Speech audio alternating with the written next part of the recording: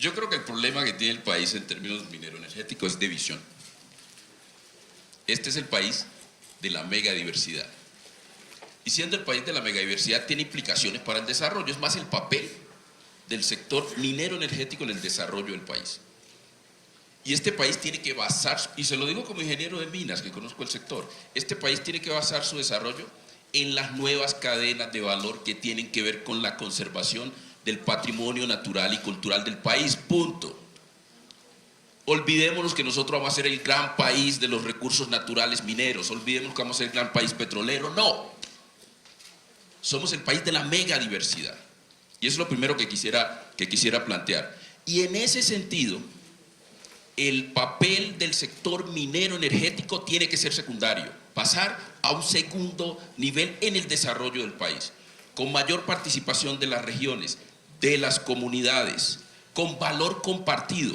Porque hoy lo que sucede es que es un esquema supremamente extractivo, de enclave, donde la riqueza no se asienta en las regiones, destruye a las comunidades, y además de eso no comparte ese valor ni con las comunidades, ni con las regiones, ni con el gobierno nacional. No pagan lo justo en impuestos. Hay muchos estudios sobre eso. Igualmente no pagan por los pasivos ambientales que dejan en las regiones, y ese modelo no puede seguir. Se requiere un cambio de modelo profundo, pero en términos de visión del país. Y Colombia está llamado a ser el país que lidere los modelos de desarrollo basados en la megadiversidad. Eso no se puede hacer sin comunidad, sin las comunidades locales, que jueguen un papel decisivo en el desarrollo de ese sector, porque hoy no lo son y se toman decisiones por fuera de la comunidad. Yo quisiera referirme, y lo que estaba planteando Gustavo, en el sentido de que precisamente en ese instrumento regulatorio de definición de la frontera agrícola que dejamos listo en cumplimiento del acuerdo de paz, que es central para poder responder a estos problemas, se estableció la línea base de mover la frontera agrícola a su definición del 2010. Técnicamente ya se puede hacer, y allí hay unos millones de hectáreas que pueden generar esos empleos y que pudiese ir al fondo de tierras, pero eso no ha sido prioridad del gobierno. O sea, ya hay un planteamiento sobre eso. Cuando sea presidente yo lo voy a implementar, porque ya lo dejamos listo. Ahora, en cuanto, y Gustavo lo plantea en términos ideológicos del papel de los mercados de carbono, pero los mercados de carbono, ustedes lo están mirando desde una perspectiva muy de centro, y es que esos mercados de carbono no son la solución, es una herramienta nada más, pero para darle papel protagónico a las comunidades y la manera en que se organizan. Sin embargo, eso no es lo que se ha hecho hasta hoy, se ha desdibujado el mecanismo. Pero no se puede desconocer porque es un mecanismo central en la transición. Y aquí lo clave es cómo usted calibra la transición.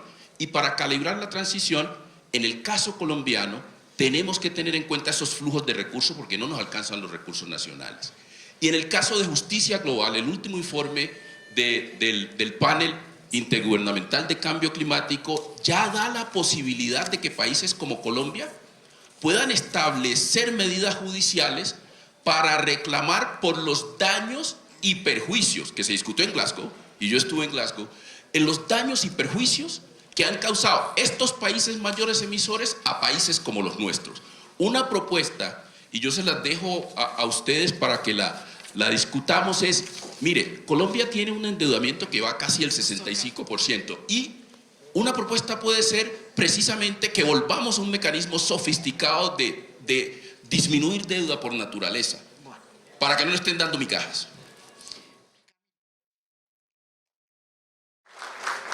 Sobre su pregunta, yo quisiera decirle lo siguiente. Nosotros creamos los mercados voluntarios de carbono. Era un principio muy sencillo, muy filosófico, y es, se debe pagar por las emisiones. Y estos recursos deben canalizarse a proteger a las comunidades. Y se creó ese mercado voluntario. Creamos la ley para que se tenga un mercado obligatorio de carbono, pasando de un modelo extractivo a un modelo de conservación. Ese mercado funciona de tal manera que tiene un mecanismo de carbono neutralidad. Es decir, usted en lugar de pagar esos impuestos que vaya al Tesoro Nacional, tiene que ir a financiar los proyectos de estas comunidades. Pero hay que llenar esas nuevas cadenas de valor. es no solamente el bosque que tiene o cualquier tipo de proyecto que entre en ese mercado, pero también es quiénes lo estructuran, quiénes los comercializan, quiénes hacen el cierre financiero. Y ahí está la esencia de hacia dónde debe moverse el país con esos mercados de carbono. Pero la transición energética y la transición que debe ser más que energética, socioecológica, tiene que incluir otras herramientas. Mire, Colombia tiene una enorme oportunidad de atraer recursos porque los últimos estudios muestran que solo con ajustar a las industrias que generan el 80% de la destrucción natural, que son los sistemas alimentarios, la industria de la infraestructura, los proyectos de infraestructura y los proyectos minero-energéticos. Solo con eso se van a movilizar en los próximos años 10 trillones de dólares, donde Colombia tiene una posición privilegiada y es hacia allá donde hay que mover la economía del país. Pero eso no se puede hacer si las regiones no son centrales, que no se tomen decisiones de Bogotá de manera centralizada, si las comunidades no son centrales, para que los recursos le lleguen a ella. Vuelvo, insisto, en valor compartido. Si el país no mira que la transición debe ir hacia allá, está pifiado. Por ejemplo, nosotros expedimos la resolución, Camilo, de la frontera agrícola, cerrarla, está en los acuerdos de paz, y lo cumplimos. Este gobierno no lo ha implementado. Hay 40 millones de hectáreas que se puede desarrollar el país, de los cuales precisamente la gran mayoría tiene que ser desarrollo agrícola. Tenemos 34 millones de hectáreas que están en desarrollo ganadero y que hay que disminuirla a 10. Y hay una tarea enorme, un gran proyecto de restauración ecológica en esas zonas. Habíamos calculado 5 millones de dólares, te puede crear una gran cantidad de empleo. Solo con negocios verdes, nuevos negocios verdes, podemos crear en 4 años 2 millones de empleo. Empleo para la gente, porque miren ustedes, hay ya 21 consejos comunitarios en el Pacífico que están cobijados con proyectos de mercado de carbono y es solo voluntario. Ya hay empresas de mercado de carbono en Colombia que están haciendo los mismos proyectos en Brasil, sin ningún apoyo del Estado, sin ningún apoyo del Estado. Entonces yo creería que hay que avanzar en esa línea del nuevo modelo de desarrollo del país. Y yo en eso se los digo porque partiendo de la perspectiva de que... Cortarlo. Qué pena, pero acá Colombia es el país con mayores conflictos ambientales y además es inaceptable que es el país donde es más peligroso ser líder o lideresa ambiental o social.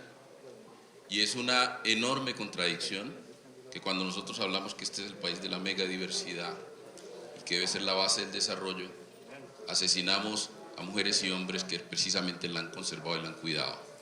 Y aquí hay un conflicto de visiones de país, y en ese conflicto de visiones de país no se le da, no se dialoga con estas comunidades. Y no es solamente un asunto de diálogo, sino un asunto de decisión y de equidad de poder.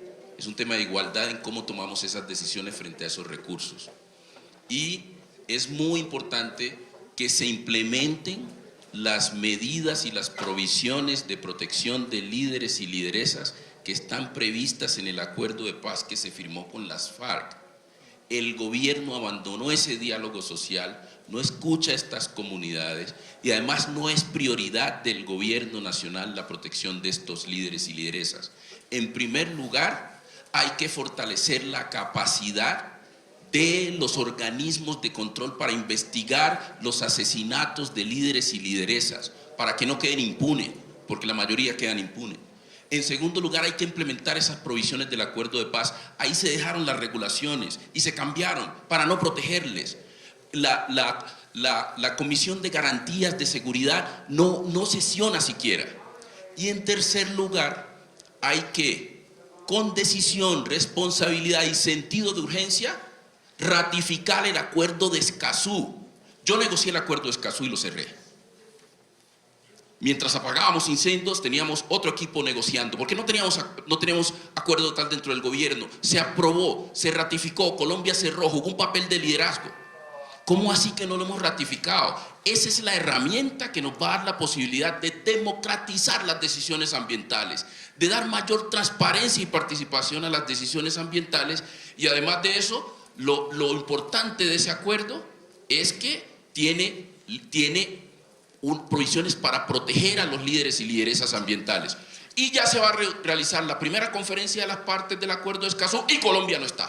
Cuando Colombia debería liderar no solamente a nivel de América Latina en la protección de líderes y lideresas ambientales, porque somos el país donde más se asesina, tenemos ese vergonzoso,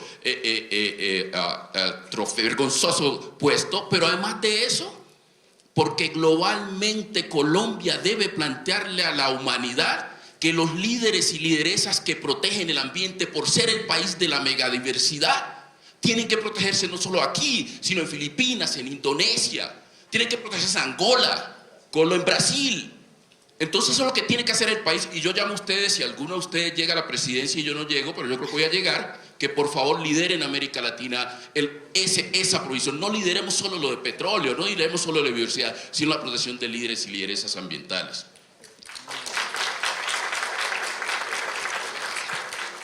Pero yo quería plantear algo que dijo Francia, muy importantísimo, y es la camisa de fuerza de los TLC, que ustedes ambos han trabajado y Francia también. Miren,